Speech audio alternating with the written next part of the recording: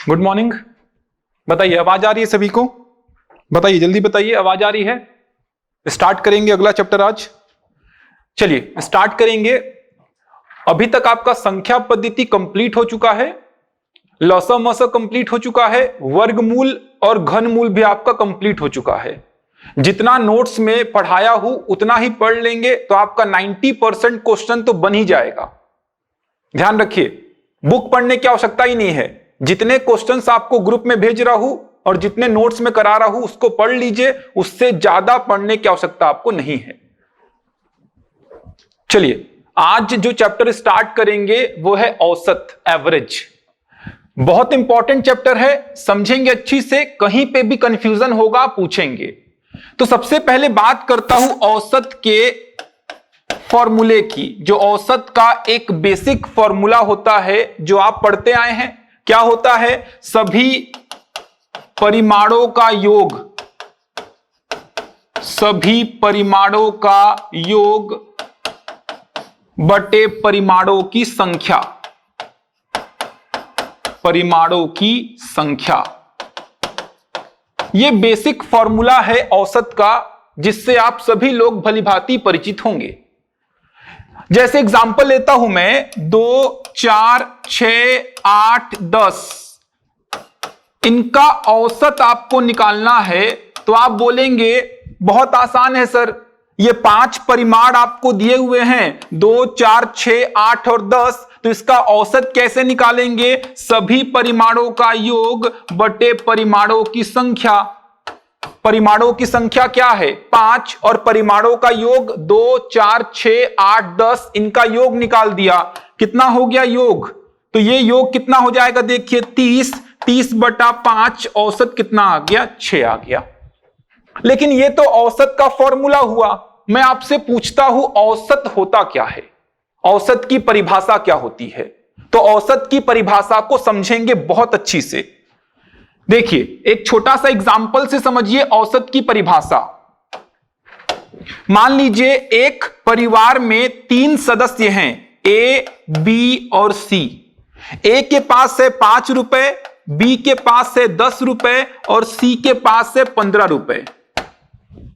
क्या बोल रहा हूं? एक परिवार में 3 सदस्य हैं, ए, बी और सी। ए के पास 5 रुपए है, बी के पास 10 रुपए और सी के पास 15 रुपए।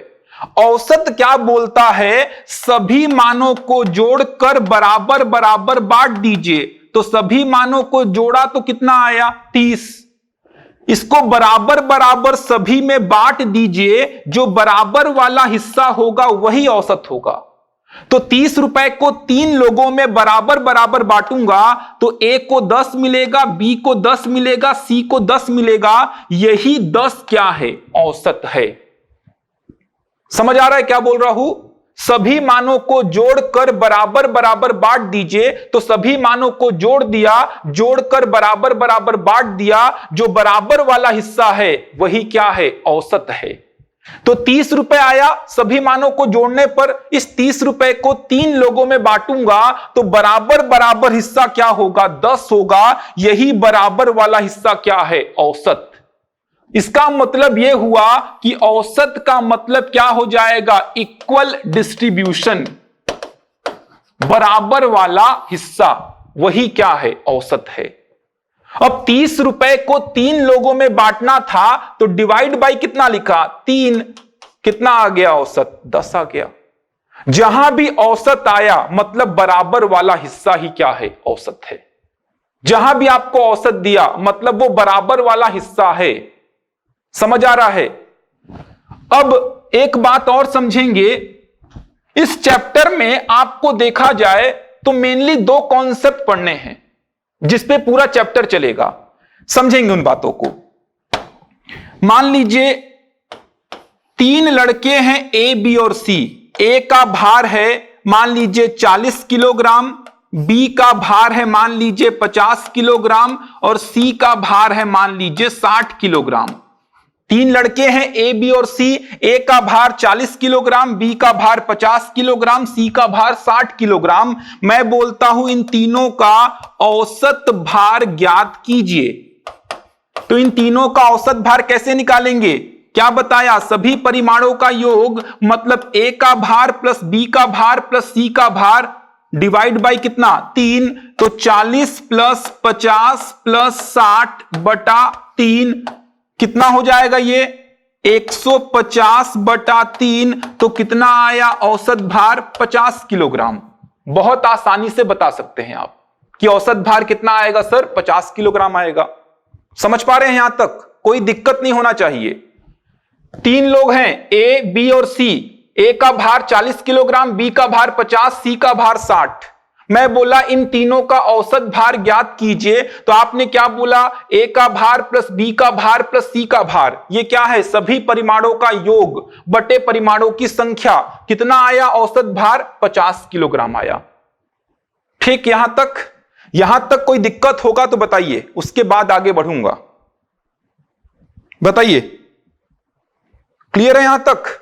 एक बार फिर से रिपीट कर दे रहा हूं, जिसको भी डाउट होगा या कोई लेट ज्वाइन किया होगा वो समझ लेगा। सबसे पहले बोला औसत की परिभाषा, उससे भी पहले क्या बोला? औसत का फॉर्मूला। औसत का फॉर्मूला क्या होता है? सभी परिमाणों का योग बटे परिमाणों की संख्या, जिससे आप लोग भली भांति परिचित हैं। ठीक, एग्जाम्पल लिया 2, 4, 6, 8, 10। इन 5 संख्याओं का औसत निकालना है तो आपने क्या किया? सभी परिमाणों का योग बटे परिमाणों की संख्या। औसत कितना आया? 6। यह तो हो गया औसत का फॉर्मूला।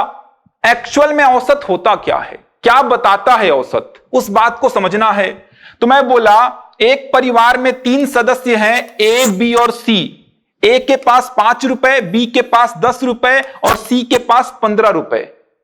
औसत क्या बोलता है? सभी मानों को जोड़कर बराबर बराबर बांट दीजिए, जो बराबर वाला हिस्सा होगा वही क्या होगा? औसत होगा।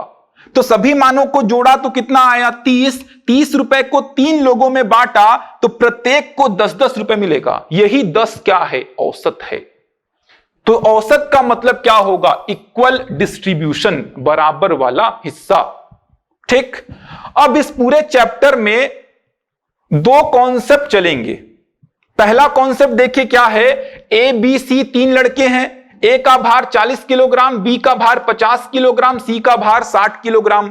मैं बोला इन तीनों का औसत भार ज्ञात कीजिए। तो आपने क्या बोला? सभी परिमाणों का योग मतलब ए का भार प्लस बी का भार प्लस सी का भार बटे परिमाणों की संख्या 3।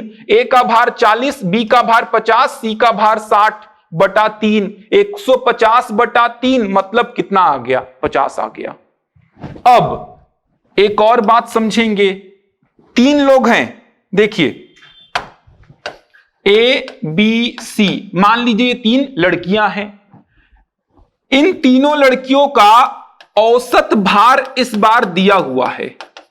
औसत भार दिया हुआ है कितना? 40 किलोग्राम। यहां पे तीनों का अलग अलग भार दिया हुआ था, यहां पे तीनों का औसत भार दिया हुआ है 40 किलोग्राम। देखिए औसत भार का फॉर्मूला क्या होगा? आपको पता है, सभी परिमाणों का योग मतलब ए का भार प्लस बी का भार प्लस सी का भार डिवाइड बाई 3। औसत भार कितना दिया है? 40। तो a प्लस बी प्लस सी बटा 3। तो यहां से a प्लस बी प्लस सी कितना आ गया? 120 किलोग्राम। ये क्या बता रहा है? तीनों का कुल भार बता रहा है। तीनों का कुल भार बता रहा है। तो आपको यहां से यह समझना है कि जब अलग अलग भार दिया हुआ है तो आप क्या बता सकते हैं? औसत भार। और जब औसत भार दिया हुआ है तो आप क्या बताएंगे? कुल भार बताएंगे। इस बात को परिभाषा से और अच्छी से समझ सकते हैं आप। कैसे समझेंगे? क्या बोला था? औसत का मतलब होता है बराबर वाला हिस्सा।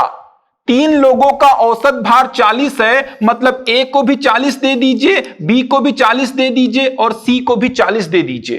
तो टोटल कितना हो जाएगा? देखिए 40 गुणा 3 कितना हो गया? 120 किलोग्राम। औसत का मतलब क्या है? बराबर वाला हिस्सा। तीन लोगों का औसत 40 है, प्रत्येक को 40-40 दे दीजिए, टोटल कितना हो गया? 120 किलोग्राम। समझेंगे यहां पे, यही कॉन्सेप्ट आपका आता है एग्जाम में। यह तो बहुत आसान बनता है। यहां पे आपको परिमाण पता करने हैं, सभी परिमाणों का योग बटे परिमाणों की संख्या लिखना है। यह थोड़ा सा टफ होता है, यहां पे थोड़ा आपको समझना पड़ता है। तो आपको औसत दिया है तो सबसे पहला काम होगा टोटल निकालेंगे। इसको इस प्रकार फॉर्मूले से भी समझ सकते हैं, परिभाषा से समझेंगे तो और आसान है। तीन लोगों का औसत 40 है, मैं क्या बताया? औसत का मतलब बराबर बराबर हिस्सा। तीनों को 40-40-40 दे दीजिए, टोटल कितना हो गया? 120 किलोग्राम। और एग्जांपल समझिए इसमें क्या बोलता हूं मैं। मान लीजिए 10 लड़के हैं, 10 लड़कों का औसत भार आपको दिया हुआ है, मान लीजिए कितना? 50 किलोग्राम। तो यहां से सबसे पहला काम क्या होगा? आप लिखेंगे 10 लड़कों का कुल भार। 10 लड़कों का कुल भार कितना हो जाएगा भाई? 10 गुणा 50 कितना हो गया? 500 किलोग्राम।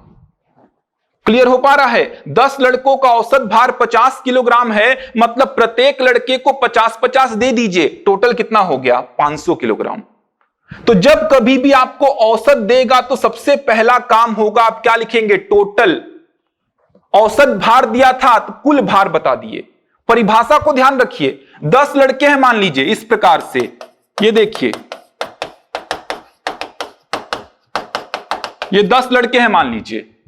इन 10 लड़कों का औसत भार आपको 50 किलोग्राम दिया है, तो मैं क्या बताया? सभी को 50-50 किलोग्राम दे दीजिए। तो जब सबको 50-50 किलोग्राम आप देंगे तो टोटल कितना हो जाएगा? 50 गुणा 10 500 किलोग्राम हो जाएगा। यहां से मेरे को इन लड़कों का अलग अलग भार नहीं पता है, लेकिन मैं बता सकता हूं कुल भार कितना है? 500 किलोग्राम।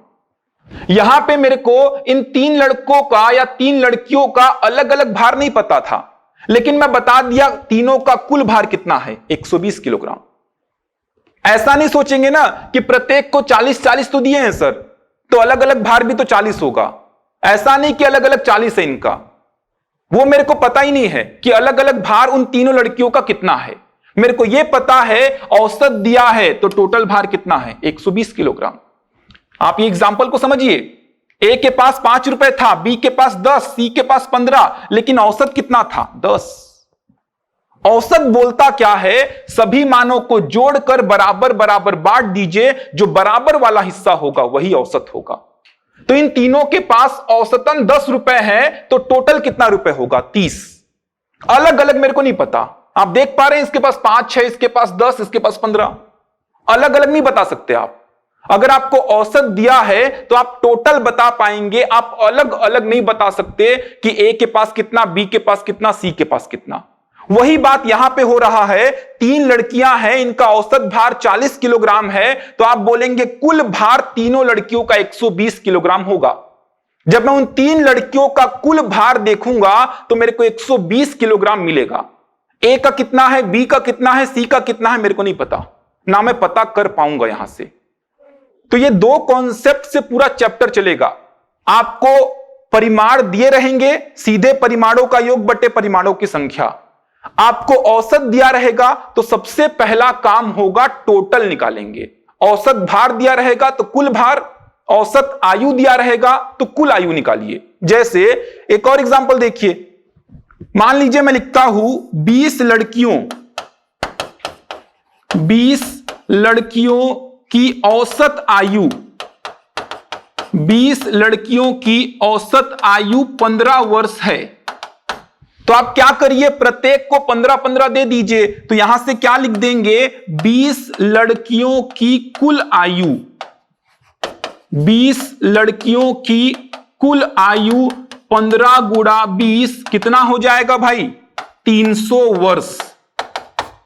मतलब जब मैं उन 20 लड़कियों की आयु का टोटल करूंगा, मान लीजिए आप 20 लड़कियां हैं, ठीक, आप 20 लड़कियों की आयु का टोटल करूंगा तो मेरे को क्या मिलेगा? 300।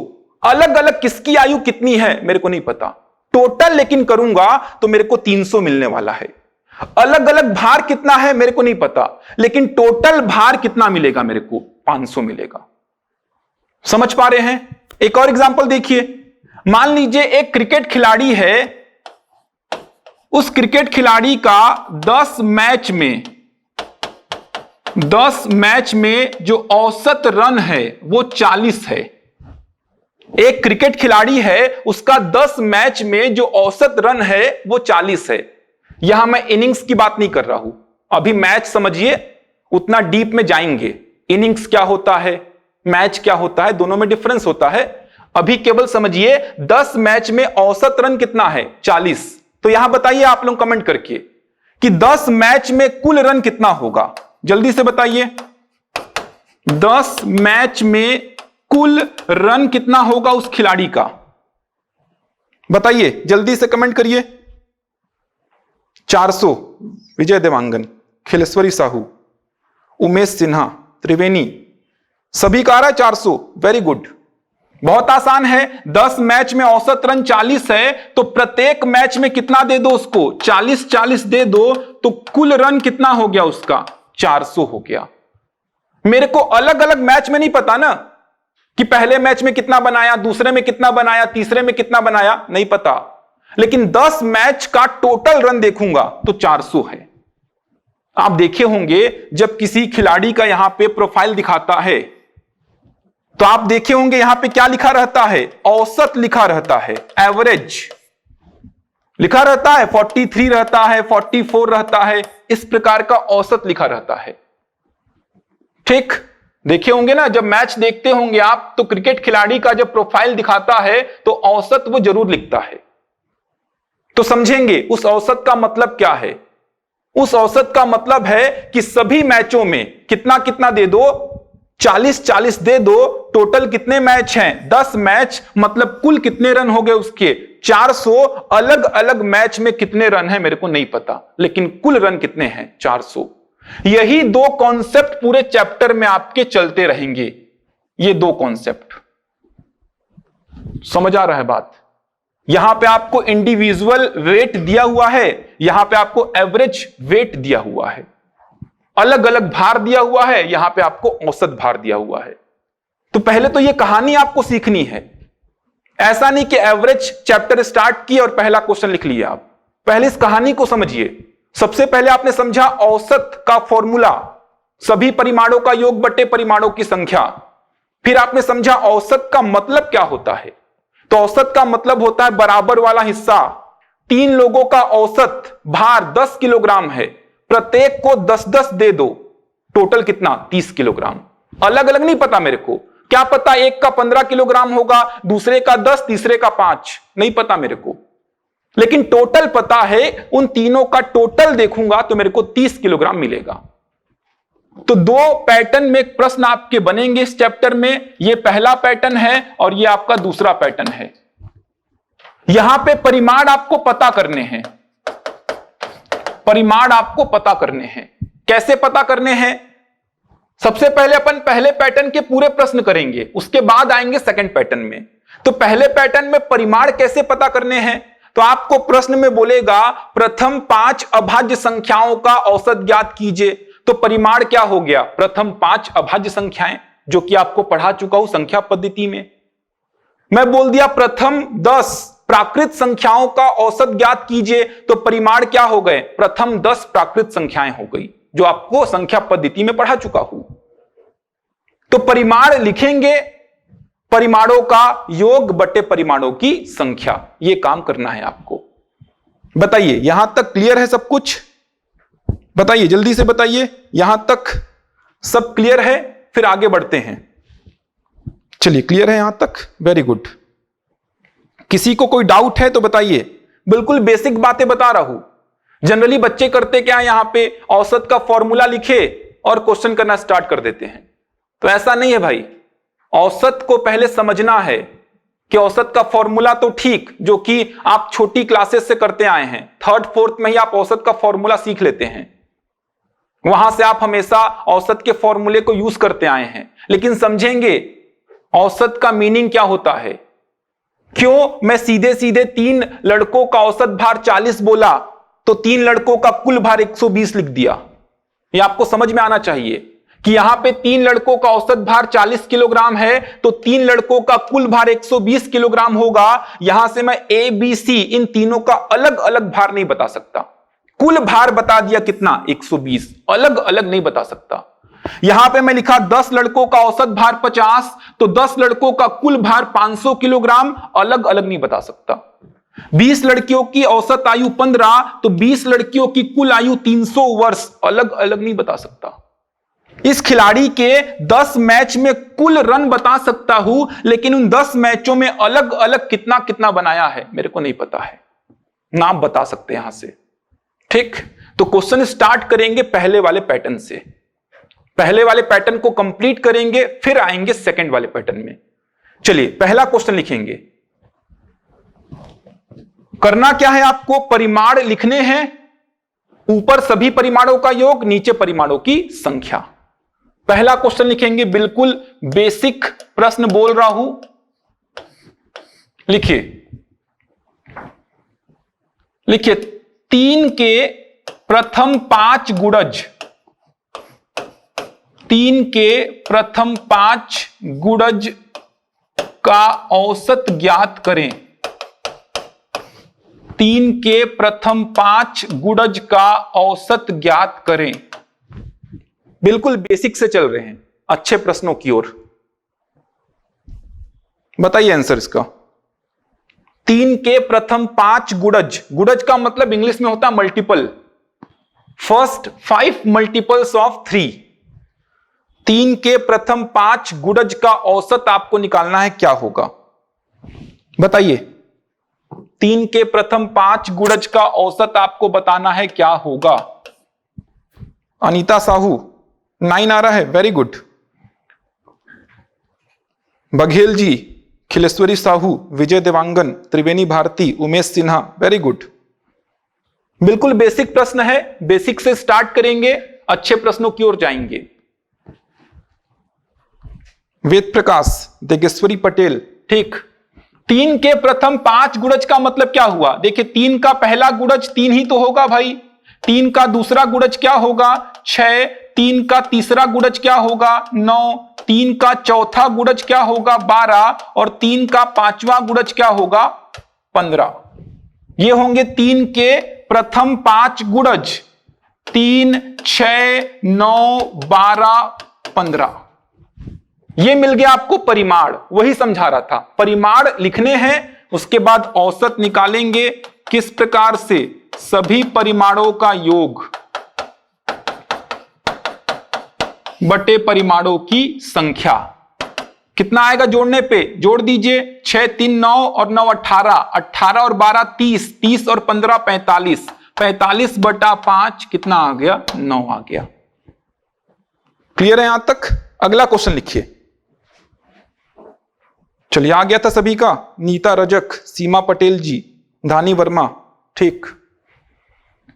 अगला क्वेश्चन लिखिए।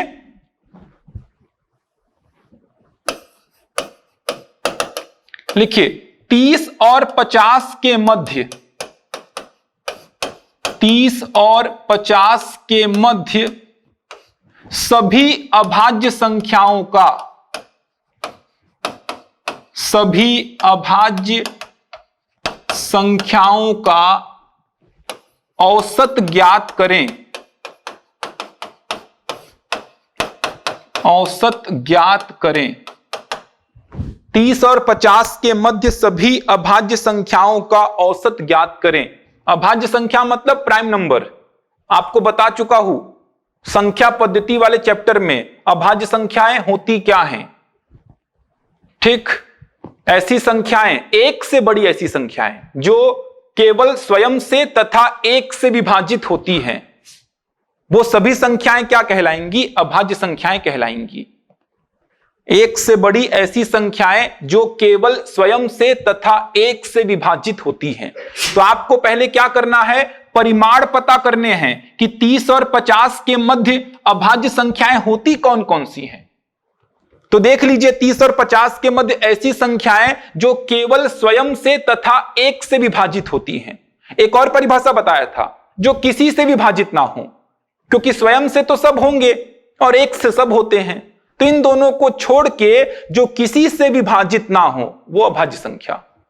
तो परिमाण लिखिए, परिमाण लिखने के बाद क्या करिए, औसत निकाल दीजिए। चलिए बनाइए, कितना आ रहा है, 30 और 50 के मध्य सभी अभाज्य संख्याओं का औसत। आप लोग आंसर देंगे इसका।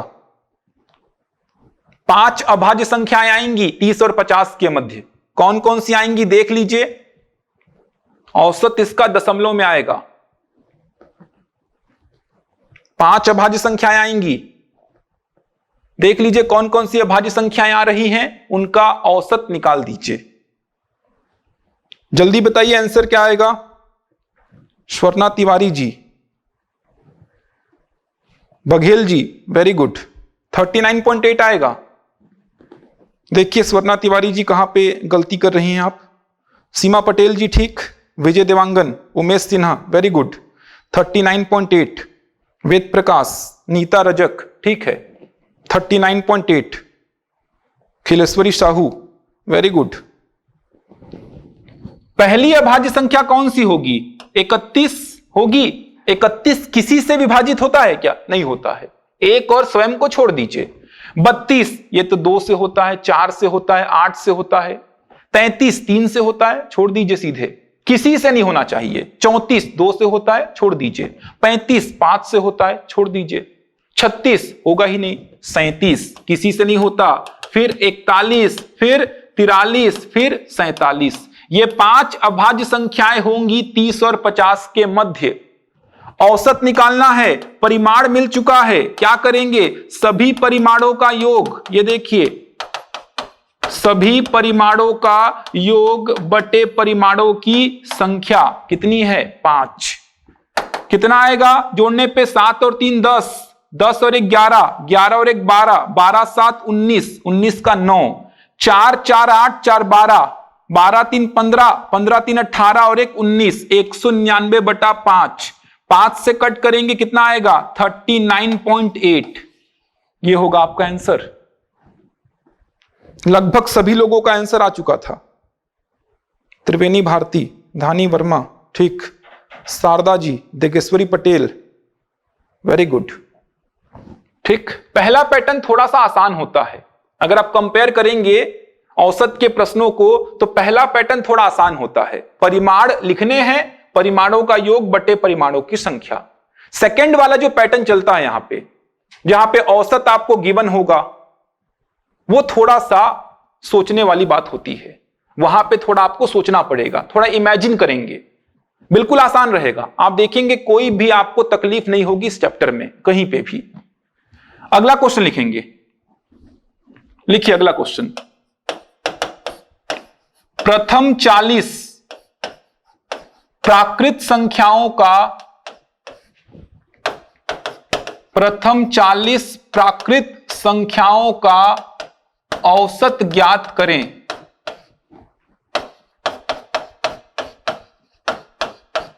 प्रथम 40 प्राकृत संख्याओं का औसत ज्ञात करें। चलिए बनाइए इसको। प्रथम 40 प्राकृत संख्याएं, प्राकृत संख्या क्या होती है, कहां से आरंभ होती है, यह बता चुका हूं आपको संख्या पद्धति के चैप्टर में। चलिए ट्राई करिए। प्रथम 40 प्राकृत संख्याओं का औसत यह आपको बताना है। बघेल जी 20.5, बहुत बढ़िया।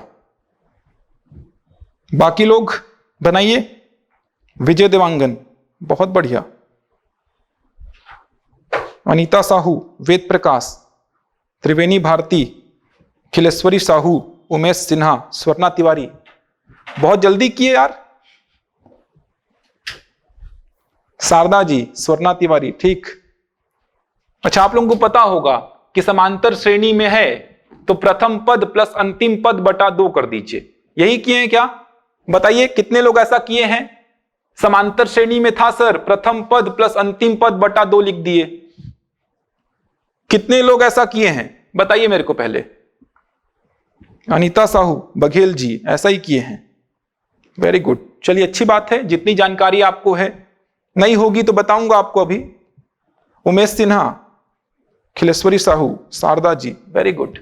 चलिए ठीक है, देखते हैं। चलिए, प्रथम 40 प्राकृत संख्याएं आपको बताया था। प्राकृत संख्याएं क्या होती हैं? वे संख्याएं जो गिनने के काम में आती हैं, काउंटिंग के काम में आती हैं। काउंटिंग के काम में आ रही हैं मतलब स्टार्ट कहां से होगी भाई? स्टार्ट होगी कहां से? 1 से। कहां तक जाना है? 40 तक। अब आपको इसका औसत निकालना है।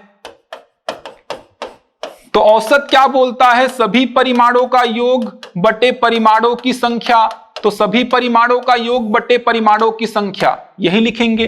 लेकिन दिक्कत यह हो रही है सर यहां पे कि 1 से लेके 40 तक की संख्याओं को जोड़ना है और जोड़ने में टाइम लग जाएगा। तो क्या करूंगा मैं? आपको बताया था संख्या पद्धति में फॉर्मूला, प्रथम n प्राकृत संख्याओं का योग, याद है? प्रथम n प्राकृत संख्याओं का योग, ये सारे फॉर्मूले आपको बताया था। 1 + 2 + 3 कहां तक? n तक। तो इसका फॉर्मूला n × n + 1/2 होता है, याद है ना? ठीक।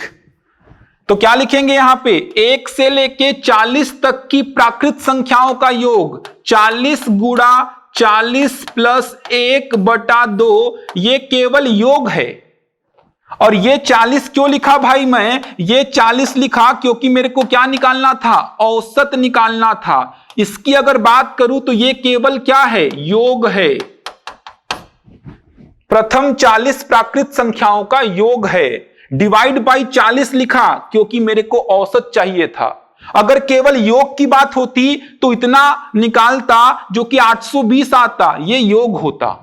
मेरे को चाहिए था औसत, इसीलिए डिवाइड बाई 40 भी लिखा। 40 से 40 कैंसिल, 41/2 20.5। एक तरीका तो यह है करने का। यह फॉर्मूला आप लोग पढ़ चुके हैं, इसमें दिक्कत नहीं होनी चाहिए। याद है ना? यह फॉर्मूला पढ़ाया था संख्या पद्धति में, बहुत लंबा चलाया था संख्या पद्धति को। करीबन 10 दिन तो आप केवल संख्या पद्धति में बिता दिए थे। चलिए, ये फॉर्मूला तो याद होगा आप लोगों को, जल्दी बताइए मेरे को। याद है ये फॉर्मूला? प्रथम n प्राकृत संख्याओं का योग n × n + 1/2। पढ़ा चुका हूं ये संख्या पद्धति में। चलिए, याद होना चाहिए। तो यहां पे अंश में क्या था? न्यूमरेटर में क्या था? 1 से लेके 40 तक की प्राकृत संख्याओं का योग। तो क्या लिखा? 40 गुणा 40 धन 1/2, ये केवल योग है ना, बटा 40। 40 से 40 कैंसिल, 41/2 मतलब 20.5। एक तरीका तो ये था इस प्रश्न को करने का। अगर आपको समांतर श्रेणी वाला कॉन्सेप्ट नहीं पता तो आप ऐसा कर सकते हैं। अब बहुत लोग क्या करते हैं, प्रथम n प्राकृत संख्याओं का औसत का एक और फॉर्मूला बना लेते हैं। क्या बोलना चाह रहा हूं समझेंगे। यह हो गया प्रथम n प्राकृत संख्याओं का योग। अब बहुत लोग क्या करते हैं, वो बोलते हैं सर यहां से एक फॉर्मूला बना लेता हूं मैं, प्रथम n प्राकृत संख्याओं का औसत। तो कैसे निकालेंगे भाई फॉर्मूला को? तो ऊपर में योग होता है n × n + 1/2 और नीचे में परिमाणों की संख्या जो कि n है। तो कितना आ गया? n + 1/2। यह बन गया औसत का फॉर्मूला प्रथम n प्राकृत संख्याओं के लिए। जैसे यहां पे प्रश्न क्या था? प्रथम 40 प्राकृत संख्याओं का औसत। तो सीधे क्या लिखते? 40 धन 1/2, 41/2 20.5। लेकिन यह फॉर्मूला आपको याद करना पड़ेगा। ये तो याद किए ही हैं योग वाला, औसत वाला भी याद करना पड़ेगा। लेकिन ऐसा काम आप लोग नहीं करेंगे। ऐसा करने से केवल लोड बढ़ेगा आपके ऊपर, आप कुछ सीखेंगे नहीं, आप केवल रटेंगे। फिर भाई आपको योग का फॉर्मूला पता है ना? ये तो पता होना ही चाहिए। इसका जो मैं एप्लीकेशन है वो संख्या पद्धति में पढ़ा चुका हूं, तो ये तो पता होना ही चाहिए। इसको पता करने की कोई आवश्यकता आपको नहीं है, फालतू लोड बढ़ेगा। फिर आप बोलेंगे वर्गों का योग का फॉर्मूला ये होता है सर n × n + 1 × 2n + 1/6। अब इसके लिए फिर से एक औसत का फॉर्मूला याद करेंगे। आपको समझ में आ गया ना? यह फॉर्मूला किसका है? प्रथम n प्राकृत संख्याओं के वर्गों का योग। केवल योग का फॉर्मूला ध्यान रखिए, औसत के नए नए फॉर्मूले बनाने की कोई आवश्यकता नहीं है, लोड बढ़ेगा आपके ऊपर। सीधे यहां पे लिखिए ना, n इंटू एन प्लस 1 बटा 2। सर ये हो गया योग बटा 40, 40 से 40 कैंसिल, आंसर आ गया 20.5। ऐसा करिए। जितने फॉर्मूले रटेंगे उतना कंफ्यूज होंगे मैथ्स में। कॉन्सेप्ट को पकड़िए बस, उसके बाद मैथ्स बहुत आसान लगेगा। तो ये काम करने की आवश्यकता आपको नहीं है, ठीक। अब समांतर श्रेणी की जो बात कर रहा हूं उसको समझिए, बहुत इंपॉर्टेंट है ये। समांतर श्रेणी, अर्थमेटिक प्रोग्रेशन, थोड़ा सा समझिए इसको, डीप में नहीं जा रहा हूं इसके। समांतर श्रेणी क्या होता है? ऐसी श्रेणी जिसके दो पदों का अंतर क्या होता है? समान होता है। जैसे 2, 4, 6, 8, 10, 12, ये क्या है आपकी समांतर श्रेणी, क्योंकि इन दोनों पदों का अंतर 2 है, इन दोनों पदों का अंतर 2 है। दो पदों का जो अंतर है वो क्या होना चाहिए? समान होना चाहिए। और एग्जांपल देखिए, 5, 10, 15, 20, 25, ये भी किसमें है? समांतर श्रेणी में। 1, 2, 3, 4, 5, 6, ये भी किसमें है? समांतर श्रेणी में। अब अगर कोई श्रेणी समांतर श्रेणी में दी गई है तो उसका औसत सीधे सीधे आप निकाल सकते हैं, प्रथम पद प्लस अंतिम पद बटा 2 करके। सीधे सीधे आप औसत बता सकते हैं इस फॉर्मूले से। यह फॉर्मूला तभी वैलिड होगा जब कोई श्रेणी किसमें दी गई होगी? अर्थमेटिक प्रोग्रेशन समांतर श्रेणी में दी गई होगी। गलती कहां पे करते हैं? नीचे 2 होता है भाई, यहां पे नीचे परिमाणों की संख्या लिख देते हैं आप लोग। अगर समांतर श्रेणी वाला फॉर्मूला अप्लाई करेंगे औसत वाला, तो आप प्रथम पद प्लस अंतिम पद बटा 2 लिखेंगे। इसको ध्यान रखिए, इसका बहुत यूज होता है। इसको मैं बोल रहा हूं याद करने। जहां पे आवश्यकता नहीं थी वहां मना कर दिया, जहां पे आवश्यकता मेरे को लग रही है वो मैं बोल रहा हूं, याद कर लीजिए। तो औसत का फॉर्मूला प्रथम पद प्लस अंतिम पद बटा 2। कहां से आया उस पर अभी दिमाग मत लगाइए। अगर कहां से आया किसी को पूछना है तो बता दूंगा मैं। पहले आपको समांतर श्रेणी के n पदों का योग पता होना चाहिए, जो कि n/2, 2a plus n-1 into D होता है। एक और फॉर्मूला होता है n/2 a प्लस l को बोलते हैं अंतिम पद। योग का फॉर्मूला होता है, वहां से औसत का फॉर्मूला जनरेट आप कर सकते हैं। तो औसत का फॉर्मूला ये निकलता है। तो कहां से आया उस पर ज्यादा सोच विचार मत करिए, ठीक, क्योंकि वहां पे जाएंगे तो आपको औसत के n पदों का योग का फॉर्मूला पहले पता करना होगा। तो वो सब काम का नहीं है, जो काम का है वो ये है। अब देखिए कितना आसान बनता है यहां से। पहला जो क्वेश्चन था उसको देखिए। पहला क्वेश्चन क्या था? 3 के प्रथम 5 गुणज, ये है 3 के प्रथम 5 गुणज, इनका औसत निकालना था। आप बोलेंगे सर समांतर श्रेणी में तो हैं, सीधे लिखेंगे पहला पद प्लस अंतिम पद बटा 2, 18 बटा 2, आंसर 9 आ गया। पहला क्वेश्चन जो कराया था 3 के प्रथम 5 गुणज का औसत, आंसर क्या आएगा? 9। 1 से 40 तक की प्राकृत संख्याओं का औसत, आप बोलेंगे सर समांतर श्रेणी में तो है, प्रथम पद प्लस अंतिम पद बटा 2 लिख देता हूं, 41 बटा 2, 20.5 आ गया। बहुत इंपॉर्टेंट है, ध्यान रखेंगे इसको, ठीक। क्वेश्चन लिखिए अगला, इसी फॉर्मूले से बनाए हैं स्वर्णा जी, वेरी गुड। पहले से बताया तो और अच्छी बात है। लिखिए क्वेश्चन, लिखिए प्रथम 25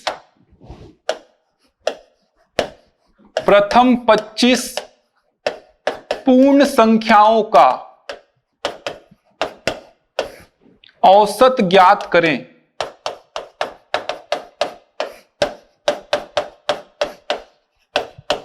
प्रथम 25 पूर्ण संख्याओं का औसत ज्ञात करें। बताइए कितना आंसर आ रहा है? पूर्ण संख्याएं क्या होती है यह आपको बता चुका हूं, इंग्लिश में बोलते हैं इसको होल नंबर। बताएंगे प्रथम 25 पूर्ण संख्याओं का औसत 12.5। अनीता साहू, बघेल जी, त्रिवेणी भारती, देखिए कहां पे गलती कर रहे हैं। पहले तो समझिए पूर्ण संख्याएं क्या होती हैं। विजय देवांगन, नीता रजक, स्वर्णा तिवारी, वेरी गुड, बहुत बढ़िया। बघेल जी, ठीक। 12 आएगा, सोचिए थोड़ा कैसे आएगा 12। स्वर्णा तिवारी, बहुत बढ़िया। जुगल किशोर, ठीक। धानी वर्मा, वेरी गुड। क्लियर है विजय देवांगन अब? ठीक। शारदा जी, 0 से स्टार्ट होता है। अनीता साहू, बहुत बढ़िया, याद है। चलिए, अच्छी बात है। पीछे का जितना पढ़ाया हो 20-25 दिनों में उसको याद रखिए, तब तो आगे पढ़ने का कोई मतलब होगा। बहुत बढ़िया। सीमा पटेल, नीता रजक, प्रथम 25 पूर्ण संख्या पढ़ाया था कि यहां पे गलतियां होती हैं। प्रथम 25 पूर्ण संख्या तो 0 से स्टार्ट होती है पूर्ण संख्या, कहां तक जाएंगे भाई? 24 तक जाएंगे ना, क्योंकि 0 भी तो पूर्ण संख्या है। पहली पूर्ण संख्या 0 होती है, तो पहली पूर्ण संख्या 0 तो कहां तक जाएंगे? 24 तक जाएंगे। औसत बता दीजिए। चूंकि समांतर श्रेणी में है तो बोलेंगे औसत प्रथम पद प्लस अंतिम पद बटा 2, तो 24 बटा 2 कितना हो गया? 12 हो गया। यहां पे गलतियां होती हैं। ऑप्शन में 12.5 भी होता। तो ध्यान रखिए, छोटी छोटी बातें हैं। पहली पूर्ण संख्या 0 तो 25वीं पूर्ण संख्या क्या होगी? 24 होगी। समांतर श्रेणी में है, समांतर श्रेणी का फॉर्मूला अप्लाई कर दीजिए औसत का, प्रथम पद प्लस अंतिम पद बटा 2। अगला क्वेश्चन लिखेंगे, लिखिए 1 square, 2 square, 3 square, 4 square, 5 square, 6 square, 7 square, 8 square, 9 square, 10 square. इन संख्याओं का आपको औसत निकालना है। क्या होगा? 1 स्क्वायर, 2 स्क्वायर, 3 स्क्वायर, कहां तक जा रहा है ये? 10 स्क्वायर तक जा रहा है। इन संख्याओं का औसत निकालिए, क्या होगा? फॉर्मूला आपको पता होना चाहिए। प्रथम n प्राकृत संख्याओं के वर्गों का योग। यह फॉर्मूला भी आपको पढ़ा चुका हूं। प्रथम n प्राकृत संख्याओं के वर्गों का योग।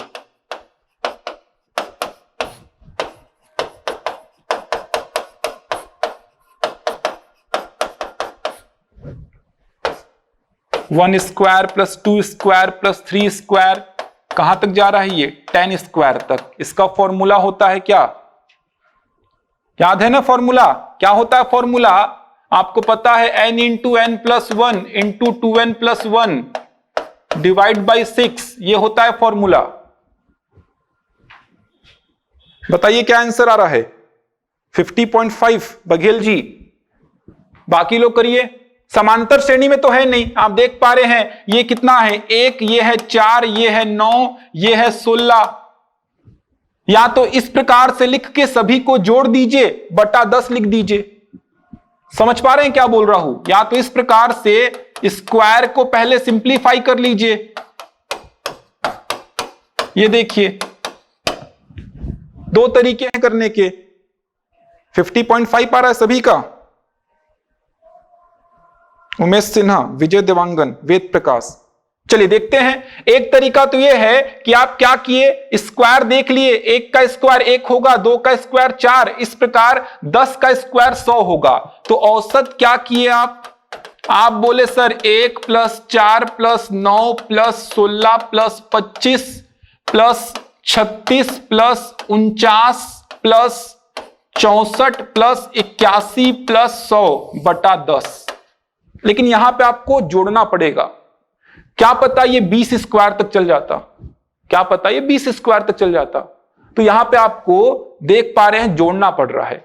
तो आप क्या करिए, आपको पता है भाई प्रथम n प्राकृत संख्याओं के वर्गों का योग। तो यहां पे क्या है, 1 से लेके 10 तक की प्राकृत संख्याओं के वर्गों का योग है। ऊपर में क्या है, 1 से लेके 10 तक की प्राकृत संख्याओं के वर्गों का योग। ये फॉर्मूला आपको पता है ना क्या होता है? देखिए n into n plus 1 into 2n plus 1 बटा 6। तो n into n+1 into 2n, 2n मतलब 20 +1/6। अगर मैं केवल इतने की बात करता हूं तो ये क्या है भाई, योग। लेकिन मेरे को औसत निकालना था, इसीलिए 10 से भाग भी दिया। 10 से 10 को काट दो, ये हो गया 11 × 21/6। 11 × 21/6। सिंप्लीफाई कीजिए, 3 से काटिए, 3 दूनी 6, 3 सते 21, 77/2, 2 त्रिका 6, 1 और 7, 2 अट्ठे 16, 38.5 आ रहा है भाई। कैसे आप लोगों का 50.5 आ रहा है? त्रिवेणी भारती 38.5, अनीता साहू 38.5, जुगल किशोर, खिलेश्वरी साहू, बिल्कुल बढ़िया, 38.5 ही आएगा।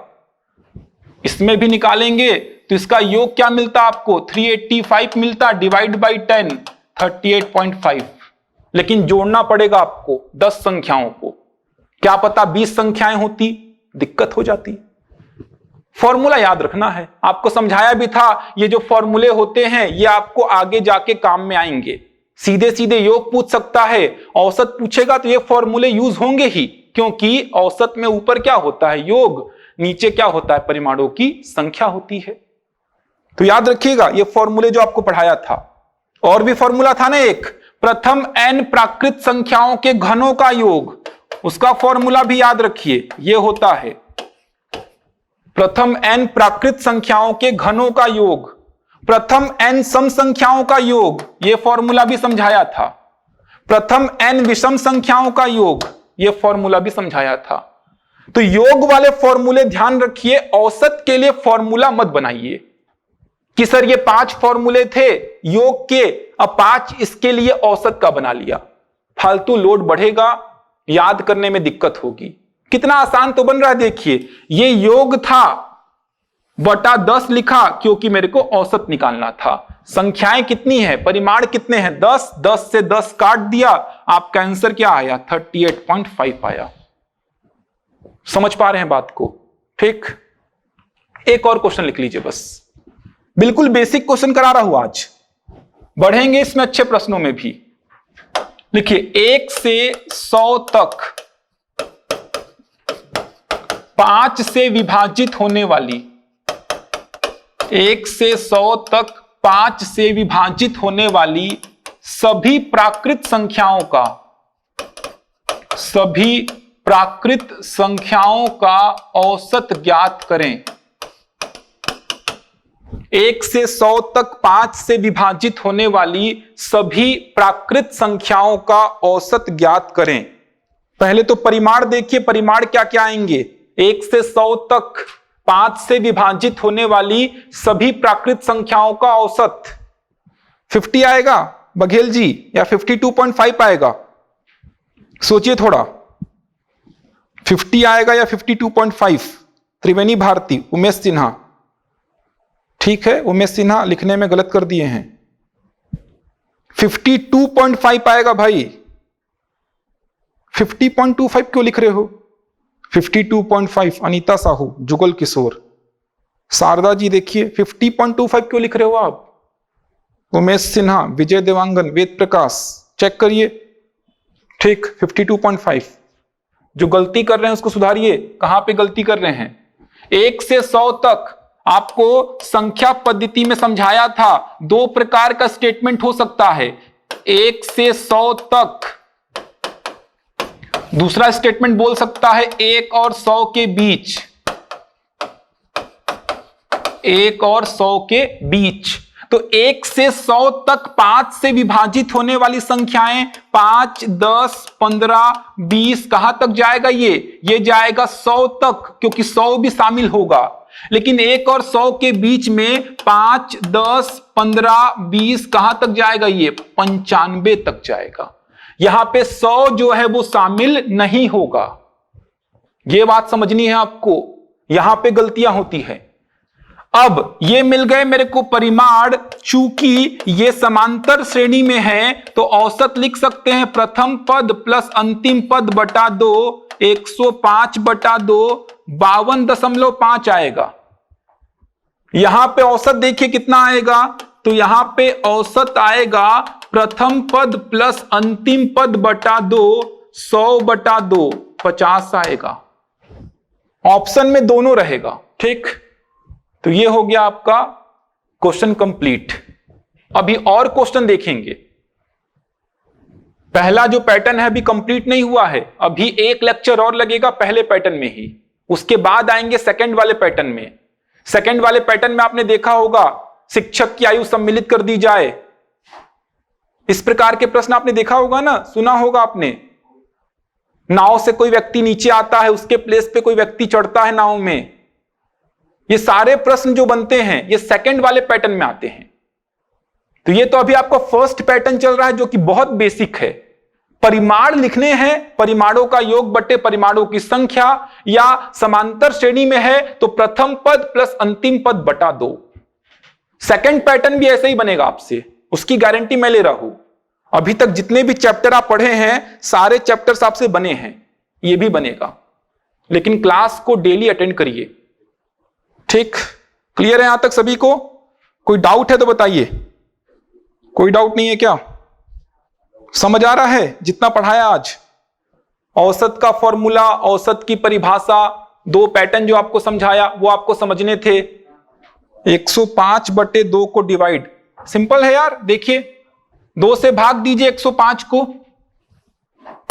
2 से भाग दीजिए 105 को, 2 पंचे 10, 5 बचा, 2 दूनी 4, 1 बचा, दशमलव लगाया 0 आ गया, 2 पंचे 10, कितना आया 52.5। ऐसा भी सोच सकते हो 105 को 2 से भाग दे रहे हो, मतलब 105 का आधा लिखोगे आप, और 105 का आधा क्या होगा 52.5 होगा। चलिए ठीक, इसके आगे का कल कंटिन्यू करेंगे। जितना पहले पढ़ा चुका उसको पढ़ लीजिए। एक दिन टेस्ट लूंगा मैं, जितना भी आपका हो चुका है तो वहां तक का टेस्ट लूंगा मैं। पढ़ते रहिए, क्वेश्चन भेजा हो ग्रुप में उनको करते रहिए आप, कोई तकलीफ नहीं होगी। जितने क्वेश्चंस भेज रहा हूं उनको पढ़िए और नोट्स पढ़ते रहिए, उससे ज्यादा कुछ भी पढ़ने की आवश्यकता नहीं है। बहुत सारी वैकेंसीज आने वाली है व्यापम की, तो उनको ध्यान में रखिए और तैयारी अच्छी से करिए। मैथ्स का बहुत बड़ा वेटेज है, 30 क्वेश्चन मैथ्स के, 15 क्वेश्चन रीजनिंग के, 45 क्वेश्चन तो आपको यही दे रहा है। नोट्स फॉलो करिए, जो सीट भेज रहा है उसको सॉल्व करिए। 40+ क्वेश्चन ही करेंगे आप, इससे कम क्वेश्चन नहीं करेंगे अगर आप पूरी नोट्स अच्छी से पढ़ेंगे तो। चलिए कल मिलते हैं, यहां तक पढ़ के आएंगे, इसके आगे का कल कंटिन्यू करते हैं। चलिए धन्यवाद।